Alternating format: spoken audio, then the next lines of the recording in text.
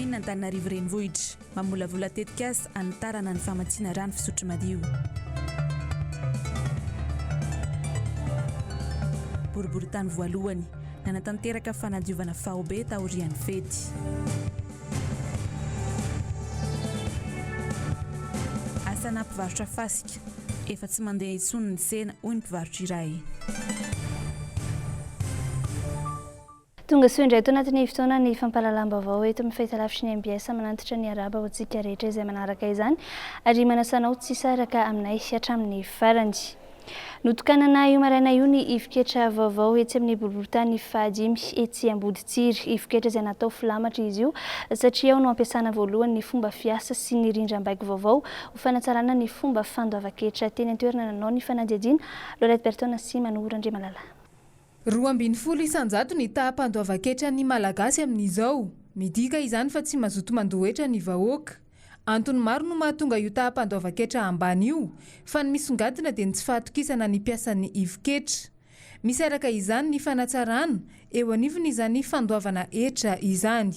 Ny tanjona dia hiverena ny fahatokisan'ny mpandohetra ny administration, izany hoe zany 5e arrondissement. Aty no nametrahana azy natao pilote satria aty no nahitana fimenomenomana ny voalohany ho an'ny mpandohetra hoe ny service tsy tsara, tsy voaray tsara zany ny mpandohetra dia izay no nahatonga an'ity natao ho pilote.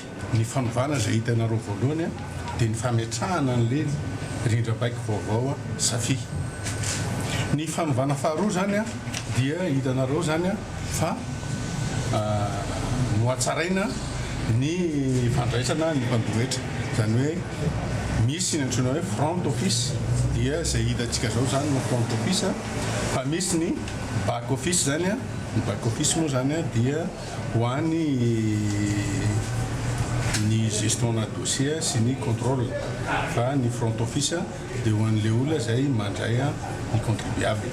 Tsy voatery anantona eny amin'ny ivoketra intsony ny orinasa tsirairay no ny fisian'ny rindram-baiko na ny système de logiciel vaovao, fa any amin'ny orinasa misy azy ihany dia afaka manao ny déclaration sy manome ny baiko famindram-bola ihany koa.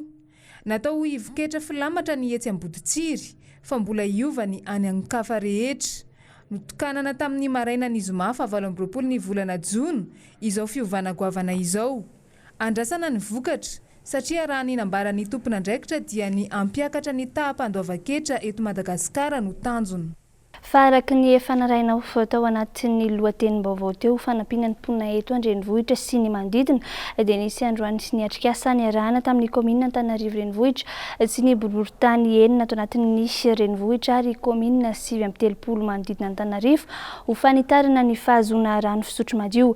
Tetikasa izay vatsian'ny banky européenne ho an'ny famatsim-bola. Jessica Miray no nanangona izay vaovao izay. Nanatanteraka atrikasa ny avy eo anivo ny fiadidina ny tanàna Antananarivo mahakasika ny rano fisotro madio ho an'ny eto an-drenivohitra sy ny manodidina. Atrikasa izay niarahana tamin'ny boriboritany enina eto Antananarivo sy ny commune 930 manodidina ny renivohitra. Fanitarana ny rano fisotro madio izay iarahana amin'ny Jirama no tena votoatiny atrikasa. Izy ity moa zany dia atrikasa nanaovana consultation publique mikasika ny tetikasa anankiray mikasika ny rano fisotro madio eto Antananarivo sy ny manodidina. Misy commune renivohitra moa zany miaraka amin'ireo arrondissement ireo dia ny commune rehetra manodidina mety eo amin'ny 930 na 930 commune misy izay. Tsara ny mampahafantatra fa ny asa dia iarahana amin'ny commune Antananarivo renivohitra izay vatsian'ny Banque Européenne d'Investissement. Mbola ao anatin'ny fanadihadiana tanteraka amin'izao ny mpiara-miombonantoka ka ny faran'ny taona 2024 no hanombohan'ny tetikasa. Fampandrosoana ny tanàna eo amin'ny lafin'ny fahadiovana sy fahasalamana ihany koa no tena tanjona amin'ny fametrahana ity tetikasa ity. Tetikasa adduction d'eau potable eto Antananarivo renivohitra dia zavatra efa saintsaina nandritra ny fotoana maromaro teto amin'ny anivon'ny commune d'Antananarivo zany satria anatin'ny fahampihenana ny risque amin'ny resaka tsy fisian'ny rano, tsy fahampian'ny rano madio, rano fisotro madio eo anivon'ny fiarahamonina dia mety hiteraka aretina izany na tsy fahasalamana eo amin'ny mponina ka ty accord cadre karakarainy ity zany dia mbola angalana ny tena hevitra nireo olona ny fotony mponina eto Antananarivo zany hoe tratra eo amin'ny 12 fokotany eo zany no mivory eto amin'ny commune urbaine Antananarivo. Tanjona ho an'ny komina Antananarivo renivohitra sy ny mpiara-miombona antoka amin'ity tetika ity ihany koa ny hanomezana rano fisotro madio ho an'ny tokantrano tsirairay avy. Nofaranana androany tetsy amin'ny ivitoeran'ny Akademia Malagasy Tsimbazaza ny fanamariana ny 520 taona ny fimpima na ny fikambanan'ny mpikabary Malagasy. Famela Belarakevitra narana adievitra sy fifanakalozana monina natao nandritra izany izay nanomezana lanja ihany koa ny zon'olombelona. Laurette Berton Erzo Razonarvony. Efa tao anatin'ny kolotsaina malagasy hatramin'izay ny fanajana ny zon'olombelona saingy hafa no ny antsona azy ary hafa ihany koa ny fisehony. Soatoavina malagasy izany fiarovana ny zon'olombelona izany ka izay no imasoan'ny fimpima indrindra fa amin'izao hetsika fanamariana ny 520 taona ny orenan'izao. Hita fa ny avery ny kolotsaina raketin'ny kabary rehefa ampiasain'ny tanora zandry taty afara. Ny fimpima dia mamolavola sy mamalavala ny tanora sy ny mpikabary mba tsy hanetry ny asin'ny kabary izay kolotsaina malagasy manana ny maizy azy. Misy ohatra atao hoe amin'izao fotoan'izao eny amin'ny sehatry ny fikabariny eny dia mety hoe mifampiantsy na eo ihany koa tsy manao intsony ilay fahendrena malagasy ny kabary fa very le hoe misolo tena ny fianakaviana ny mpikabary fa arak'izay tiavan'ny mpikabary azy zany hitondrana ny raharaham-panambadiana ohatra dia manoloana indrindra zany ny antony tonga anay hanatanteraka ny ovelan-kevitra io ho an'ireo zoky mba ho mpanory lalana izy ireny ho an'ireo zandry ato aoriana mba tsy hanao tao foana araky nambarako teo hoe mampikorana ny mpikabary fa tsotery okivalavala manafitohina zany. Betsaka ny olana sedrain'ny fikambanana mpikabary malagasy eto Madagasikara hoy ny filohany saingezana ny hitady vahaolana. Fa na ny lamba ny fimpima za lamba izay iombonana eo anivon'ny fimpima tsy izay hoe mpikabary mivoaka dia mitafy lamba fa mbola misy fizahan-toetra ao anatiny ao fa misy fotoana dia hitanay amidy eny amoron-dalana eny. Zay zany le mampalahelo zany amin'izao fotoan'izao dia arak'izay hoe lasa ohatrany hoe misy fisandohana zany hoe ho mpikabary na ho fimpima dia hita zany rehetra zany fa mbola tsy hita aloha izay vahaolana hatreto zany. Notanterahana tetsy amin'ny Akademia Malagasy ny tapany maraina ny zoma fa 18 ny volana Jona 2024 ny valandresaka narahana adievitra sy fifanakalozana notarihan'ny fimpima izay nilazana fa misehatra eo amin'ny ady ho an'ny fanajana ny zon'olombelona ihany koa ity fikambanan'ny mpikabary ity. Amin'ny alalan'ny kabary izay mirakitra ny kolotsaina sy ny soatoavina malagasy no ampelezan'ny fimpima ny tolona ho fanajana ny zon'olombelona. Fa eo amin'izay vaovao izay hatrany misandraka hatrany ivelany sy ny fikambanan'ny mpikabary malagasy rehefa nandalo dingana sy olana maro ihany koa toy ny fanao isan-taona dia misy ny herinandro ny kabary izay hitetezana faritra ka anytoliara no anaovana ny hetsika amin'ity taona 2024 ity mitondra ny andindininy mikasika an'izay ary ny filohan'ny fimpima Ramatoa Antra Andrembavonjy. Raha eto Madagasikara dia misy faritany fimpima 7 zany hoe le ara-panjakana mahazatra. Taloha miampy Tsirabe zany satria Tsirabe betsaka mpikabary dia natokanay hoe faritany iray. Dia ankoatran'ny faritany misy indray zany hoe sampana mety eny anivon'ny commune na distrika na fiangonana na orinasa satria miara-miasa amin'ny sehatra rehetra zany ny fimpima. Misy sampana maherin'ny 70 zany eto anivon'ny fimpima ary misy indray ny antsoina hoe rantsana. Ny rantsana indray dia toeram-pianarana mety eny anivon'ny sehatra samihafa araka nambarako teo hoe orinasa, lycée, any amin'ny université, fiangonana na fikambanana ihany koa misy maherin'ny 70 zany ny miara-miasa amin'ny fimpima. Fanadinana iombonana no ataon'izy ireo isaky ny faritany rehefa tonga ny fotoam-panadinana fa ny mari-pahaizana kosa tokana avy aty amin'ny foibe ny fimpima maneran-tany. Zay ny eto Madagasikara fa ny any ampitan-dranomasina misy firenena 8 no efa misy fimpima ankehitriny ny La Réunion, ny Maurice, Norvège, Belgique, Canada, ny any France, ny any Suisse, ny any Allemagne zany. Ireo zany efa misy mpikabary ary efa manodidina ny maherin'ny 500 makambana any ampitan-dranomasina zany. Herinandro ny kabary ataona isa taona mitety faritany izy io amin'ity taona ity zao any Toliara no tanterahana ny fa 13 ka hatramin'ny fa 17 ny volana Aogositra.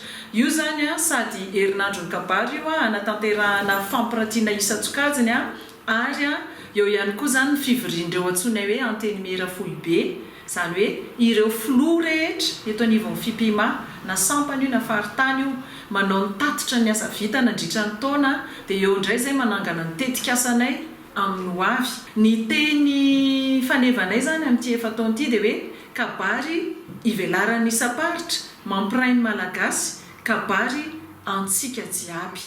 Fatao aorian'ny ny fankalazana ny fetim-pirenena ny 4 jona lasa teo iny dia tsikaritra fa maro ireo loto ny paritaka eto sy eroa, indrindra fa manodidina Antananarivo ny teo Analakely izany. Ny roso avy hatrany tamin'ny fanadiovana moa ny teo anivy ny komina Antananarivo renivohitra ka ny tetsy Andohana Analakely no nanomboana izany ary tsy ny farana raha tsy tetsy amin'ny gara ny Sorano. Noro fitiavana sy tahiry ny aina no tatitra ny andindin'izay. Vita ny fety mitohy indray ny fiainana andavanandro ny mponina ho an'ny boriboritany voalohany komuna Antananarivo renivohitra dia asa fanadiovana goavana nanomboka teny Andohana Analakely ary ny farana teny amin'ny gara Soarano no niandry azy ireo.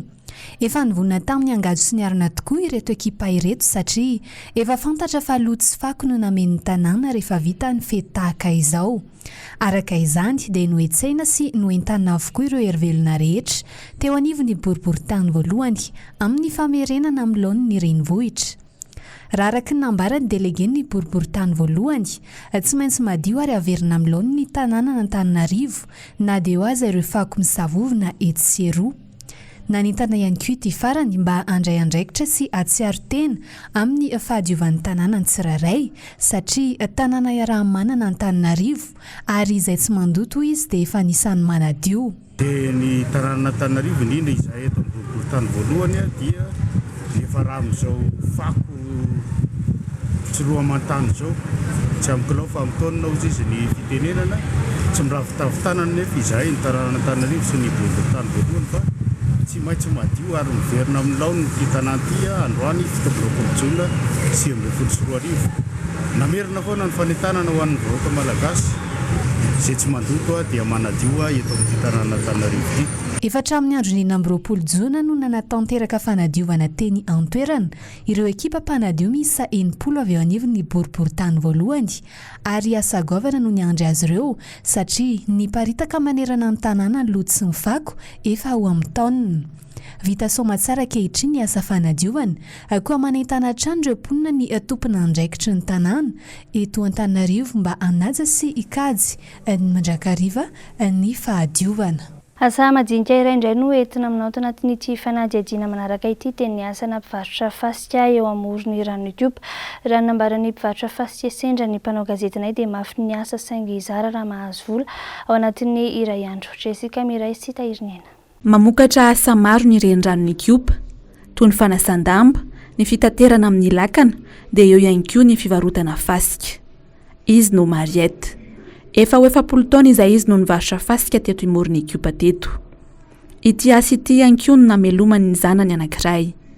Tsy maka fasika izy fa miantoka. Nandritra izay 70 taona izay dia betsaka hoy izy no niova teo amin'ny asany. Isan'izany ny tsy fandehanany tsenany intsony. Zara raha malafo 2,000 ariary izy ao anatin'ny iray andro. Misy fotoana aza no indray andro ihany no malafo ao anatin'ny herinandro iray manontolo. Rehefa tsy mandeha toy izao ny tsena dia manao briky indray Mariette. Eo amin'ny 70 teo zany. Nahoana ny tsena tao anatin'izay 70 taona. Izy ny tao alohany teo tena nitanay zany tamin'ity taona ity mihitsy ny tena nanomboka tamin'ity taona ity ny tena tsy dia misy ny tsenanay. Inona no mety hoe antony izay? Dia izay no tsy fantako ilay olona be nefa tsy dia manao zavatra sa ilay vola ampiasaina mihitsy ny tsisy. Ny olanay aloha zany dia nainay zay tsy manana vola ampiasaina. Dia rehefa lany izao ohatra izao entana keliko izao zany izao dia rehefa lany dia nainay tsy manana vola ampiasaina dia miandry kely an'iray aloha dia miparamaramy eny aloha dia rehefa mahavorivory vola kely indray dia izao indray vao masahetana. 700 ariary ny iray famarana amin'ity. 500 ariary kosa ny iray kitapo. 2,1 ariary no andraisan'ny Mariette ny iray lakana. 4,000 no alafosany izay iray lakana izay, izany hoe 2,000 monjany mba azony amin'ny iray lakana. Nefa indraindray tsy lafony mihitsy io iray lakana io raha jerinandro. Makany amin'ny lalatra zay fa zay taloha dadanay mbola velona zany dia dadanay mamatsy anay dia rehefa maty dadanay lakana koa zany zay le izy no natao hoe tena hoe mahampy tsy hitako zay mahampy fa zany hoe rehefa mba hoe tena mba hoe mihinana ohatrin'olona zany ianao tsy kivy anefa i Mariette, tsy misy afa-tsy ny fifotorana ny asa hoy izy dia fitiavana ihany na mafy toy ny ahoana ary. Lafombavao hafa kosa indray lanonana goavana ny an'ny Ekova androany satria namoana tamin'ny fomba ofisialy ny andiany fa 720 tamin'ny mpianatra izay niofa namomba ny zaitra ka tetsy bypass no nanantanterahana izany izay nampiratiana ny asa vitan'ireo mpianatra miisa 100 avy eto Antananarivo. Lorette Berton sy Manora Andrimalala. Mpianatra miisa 100 no navoaka tamin'ny fomba ofisialy ny zoma fa 20 ny volana Jona 2024 rehefa avy nahazo fiofanana tao amin'ny sekoly mpampianatra manjaitra Ekova nandritra ny 4 sy 9 bolana ary 7 volana araka ny safidiny avy ary navita ny fanadina-mpanjakana. Nisandraka tamin'ny lalam-piofanana telo ireo mpianatra ireo izay samy nampiranty ny asa vitany nandritra izao lanonana izao. Manerana Madagasikara moa nisy 25 ny mpianatra ny Ekova nanao fanadinana ka nivoaka fa kosa samy manana ny fotoana anaovany ny sortie de promotion ny faritra sy ny sekoly tsirairay avy. Fanetrehana androany zany dia ny Ekova eto Antananarivo no nanatanteraka izao sortie de promotion sy défilé de mode zao. Fa hita tamin'ny androany ihany koa ny stand nanehoan'ny mpianatra poketra sy kiraro naseho ny asa vitany dia ohatr'izay ihany koa ny décoration intérieure zany misy stand ihany koa nanehoan'ny mpianatra an'izay zava-bita izay. Tafiditra indrindra amin'ny hetsika fankalazana ny 15 taona niorenan'ny Ekova izao. Andiany fa 17 ireto mpianatra navoaka ireto avy amina ivitoerana miisa 7 eto Antananarivo. Efa nisy ny hetsika hafa ho fanamariana izany 15 taonany izany dia ny fifananana stilistara no akaiky indrindra izay vita tamin'ny alahady 17 ny volana Jiona teo ny famaranana izany ary tovolahy iray antsoina hoe Sarobidy no nibata ny amboara. Niavaka tamin'ny fomba famoronana ity tovolahy ity. Zavatra nataoko tamin'ny nazahoako an'ilay fifananana stilistara zany dia resaka déco le izy décoration vita avy amin'ny coton. Le coton io zany nieritreretiko hoe avitana kipura satria le kipura lafo be.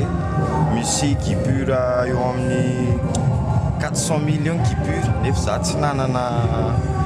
tsy nanambola zany dia nieritreritra hoe manina mora ovaina coton le izy dia bola ny ampiasaina ny ametahana azy. Mampiavaka ny mpianatra nivoaka avy eo anivon'ny Ekova ny fahatsaran'ny kalitaon'ny asa hoy ny tale-panorona ny sekoly satria ny fampianana no tena mibahana mandritra ny fiofanana izay atao.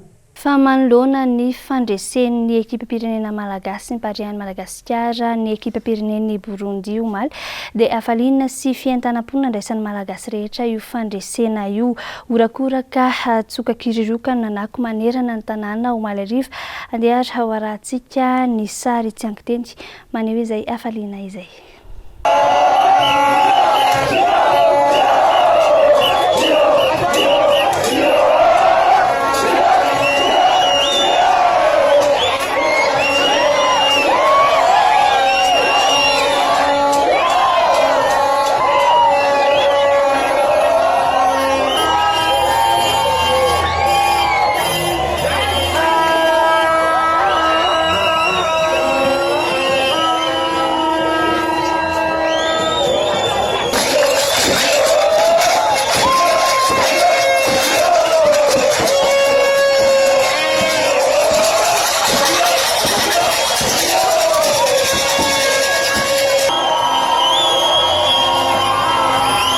Dia iny ihany koa no entiko mamarana ny vaovao tamin'ity androany ity mankasitraka anao nanaraka izany hatramin'ny farany velogna tompoko.